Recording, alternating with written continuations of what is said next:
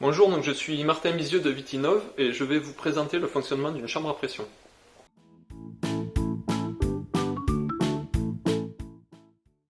Les feuilles que vous allez sélectionner doivent être situées sur les rameaux primaires, plutôt à hauteur des grappes. Elles doivent être dépourvues de maladies et il faut les sélectionner en faisant en sorte qu'elles soient côté ombre durant l'après-midi. Vous devrez réaliser les mesures lors d'un jour au ciel dégagé et par temps sec, c'est-à-dire qu'il n'est pas plus 2 jours avant les mesures. Les feuilles doivent être ensachées au moins 2 heures à l'avance et les mesures doivent se faire au moment du midi solaire, c'est-à-dire entre midi et 16 heures à peu près. Pour l'organisation à la parcelle, il faut être deux. L'une des deux personnes qui reste à la chambre à pression pour faire les mesures, et l'autre qui fait des allers-retours en allant prélever les feuilles une par une, car celles-ci doivent être mesurées assez rapidement après leur prélèvement. Avant de commencer la première mesure de votre expérimentation, vous pouvez vous exercer sur des feuilles non ensachées situées à l'ombre. Alors à deux personnes, vous pouvez compter une centaine de mesures grand maximum en une journée.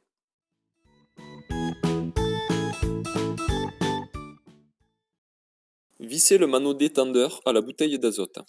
Finissez le serrage avec la clé de 27. Il n'est pas nécessaire de serrer de toutes ses forces. Et c'est ici la seule étape où le vissage à la clé peut être nécessaire. Assurez-vous que la grosse molette noire du manot détendeur soit bien desserrée jusqu'au trait. Enlevez le bouchon jaune du manot détendeur s'il y est et vissez donc à la main le flexible noir. Puis vissez l'autre côté à la chambre à pression. Attention à ne pas faire traîner le flexible pour ne pas y coller des poussières qui viendraient perturber la mesure. Vérifiez que les vannes rouges entrée-pression et sortie sont bien orientées vers la lettre F. Dévissez la molette de sécurité de quelques tours afin de pouvoir libérer le couvercle. Faire pivoter le couvercle d'un quart de tour pour l'ouvrir. Vérifiez si le joint du couvercle est graissé. S'il est sec, graissez-le pour faciliter la manipulation et assurer une bonne mesure. Ce graissage se fait une fois par jour. Vérifiez la présence du joint blanc et de la coupelle. S'ils sont absents, insérez-les. D'abord le joint, puis la coupelle au-dessus. Alors faites bien attention à mettre le joint blanc sous la coupelle métallique, parce que sinon, au moment de la mise sous pression, il risque d'être éjecté et de vous blesser. Ouvrez le clapet noir à l'aide d'une lame et insérez-y les piles en faisant attention de ne pas forcer et de ne pas tirer sur les fils.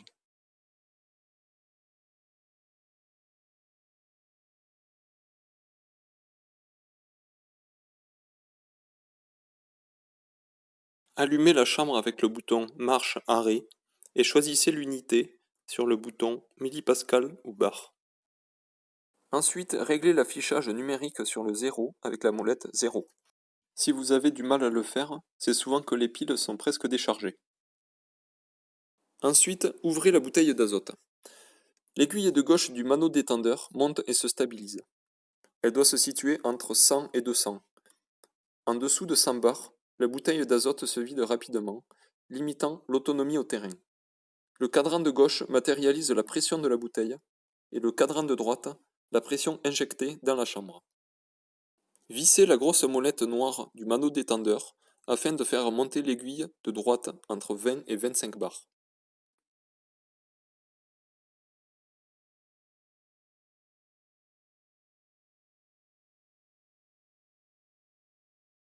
A l'aide d'un cutter ou d'un scalpel, réalisez une coupe franche du pétiole. Insérez-le dans le chapeau du couvercle et laissez-le dépasser de quelques centimètres. Puis serrez la molette modérément pour que le joint blanc fasse l'étanchéité autour du pétiole de la feuille. Puis mettez la feuille dans la chambre et vissez le couvercle d'un quart de tour.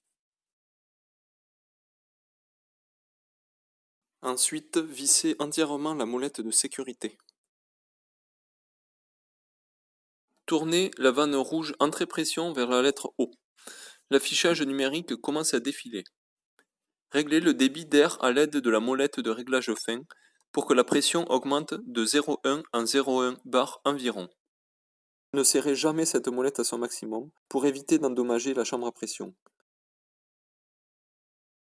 Saisissez-vous de la loupe afin de guetter la première bulle de sève. Dès son apparition, pressez le bouton Mémoire pour bloquer la valeur et fermez aussitôt la vanne rouge Entrée-pression, sinon la pression continue de monter dans la chambre. Vous pouvez vidanger maintenant l'azote présent dans la chambre en tournant la vanne rouge Sortie sur la lettre O. Notez la valeur de la pression sur votre feuille. Laissez cette vanne de sortie ouverte pour changer les feuilles en toute sécurité. Vous pouvez maintenant réaliser une nouvelle mesure en réalisant de nouveau les étapes précédentes.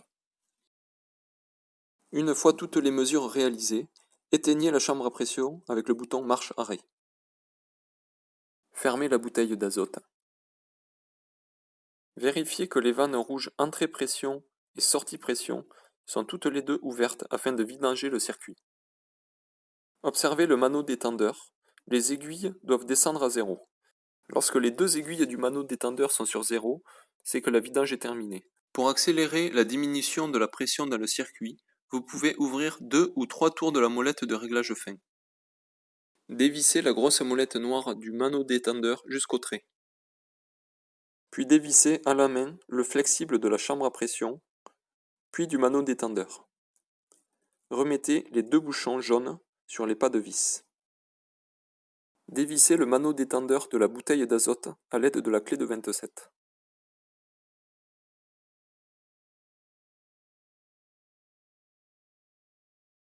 Vous pouvez maintenant ranger l'ensemble du matériel dans la mallette.